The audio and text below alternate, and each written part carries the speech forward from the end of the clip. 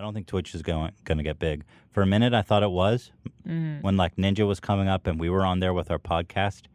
But I'll tell you, they were trying so hard to be more than video games. And it was so important for them to grow as a platform. Yeah. And I think them bringing our podcast on was really smart. And we had a lot of success there. But when it came time to renegotiate our contract, they were penny pinching us and throwing us away and having totally unreasonable demands. And I would even go as far as to say vindictive and petty. So I think it's time we talk about the state of Twitch. Twitch has obviously been just exposed recently as a business, and that doesn't necessarily sit right with everybody, namely because when you look at it, when you think about it, we're talking about video games. We're having fun. Isn't this fun? And somewhere along the lines, this also became serious business, and there's things about business that we don't like. Now, one of the things we're going to do is include the link to the full clip as well as information from the H3 podcast that we opened up this video with. I think it's really insightful. H3 and a lot of other creators, especially from YouTube, went over to Twitch in the release of the Adpocalypses. Seemed like there was a really good business or a really good kind of demand for something to compete with YouTube at the time. Live being a platform, being a content, being something that has a lot of draw, obviously has its downsides, and we've seen a lot of that this last week. So I've had also the privilege of having a lot of fun conversations with a lot of people within this community talking about Twitch. A lot of people even saying, "Are we going to leave Twitch?" And honestly, no, I don't think of it like that. I think of Twitch as a tool, as kind of a way that we can kind of film our podcasts and things like that. But what I wanted to sit down and talk with you guys today about is kind of the state of Twitch itself. At the end of the day, I think Twitch actually has something special. And the more stories that I actually hear about them and the company, it makes me really wonder if there's some kind of bubble that's about to burst. But even if that does actually happen, I feel that it's just going to play out like some typical Hollywood dirty little industry secret that everybody knew about, but no one seems to come forward to talk about.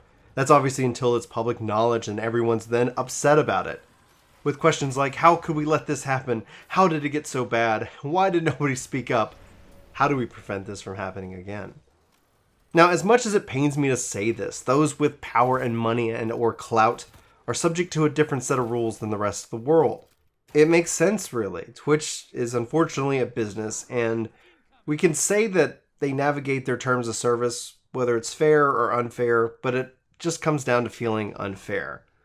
See, we can go and gather any kind of clips and any kind of things from all of these different content creators who are doing things that maybe they shouldn't be doing. But the reality is that that's after the fact. That's after that's happened. Those things happened and they were not originally reported by those communities. It's only when we go and take a fine look at the content that Twitch is producing that things are called into question. There's a real frustration here, is where it comes in, is that we believe that the internet was supposed to be this level playing field. We believe that it was some kind of great equalizer for the people, but instead we've seen it only amplify who we really are. Take, for example, the idea that the internet was thought that it would be able to remove middlemen when it came to shopping.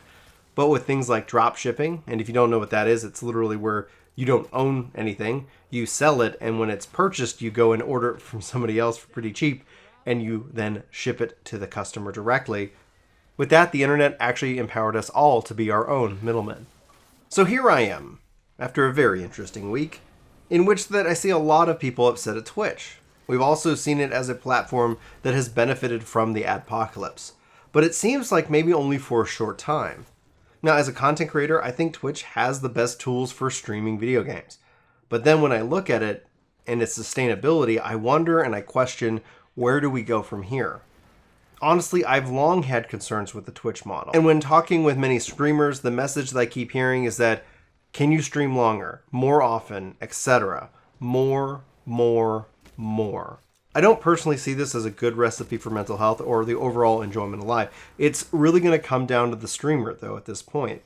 There's that constant pull to feel like you need to be live. And we talk with Chris Blevins, Ninja's older brother, actually, about this issue. And he says the pressure really got to him around streaming.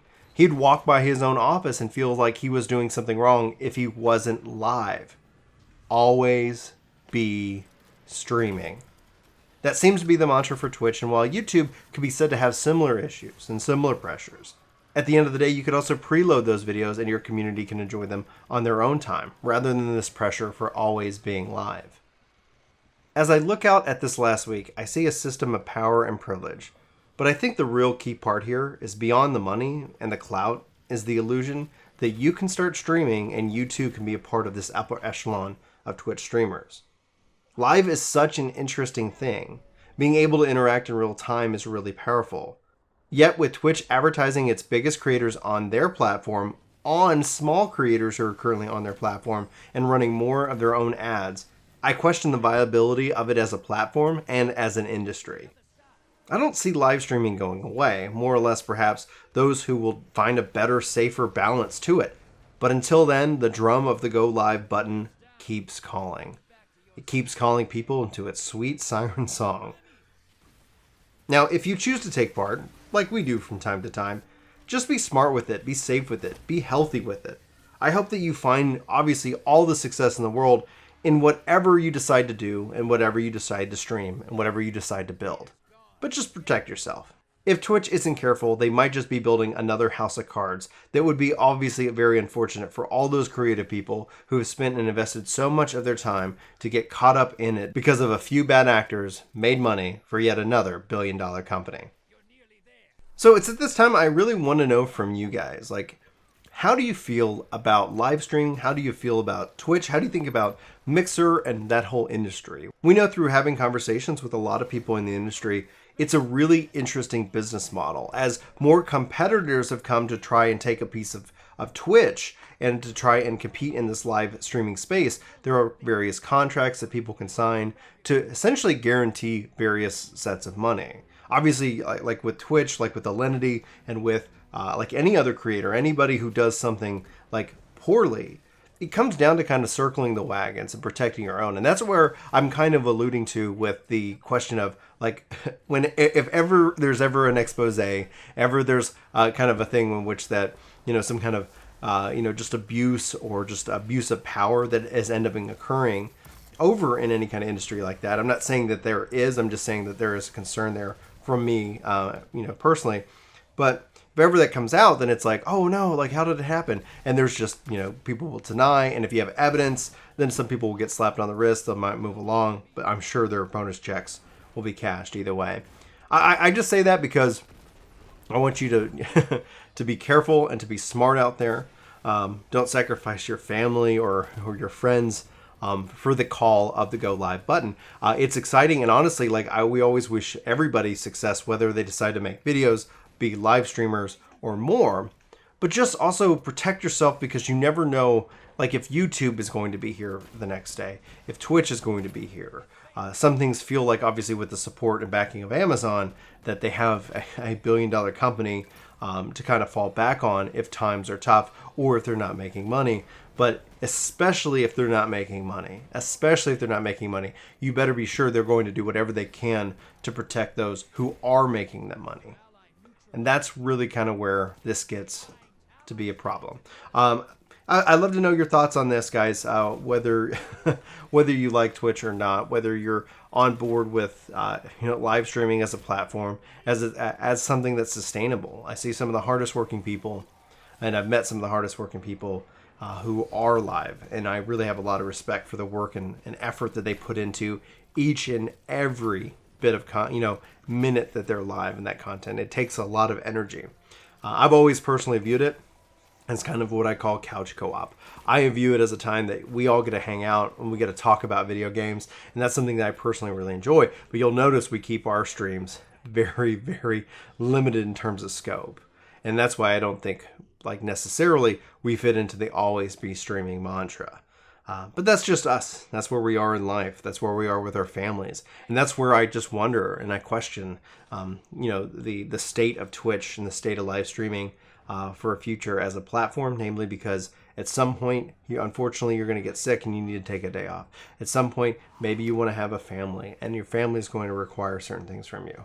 And we've seen horror stories from people who are, quote unquote, like, have a family and they ignore that family for that go live, for that sense of being somebody with clout, or unfortunately, quote unquote, clout. Anyway, before we again, my name is Brian. I love to hear from you guys about this subject. Sound off in the comments below. Thank you so much for watching this video. Hopefully you found it interesting.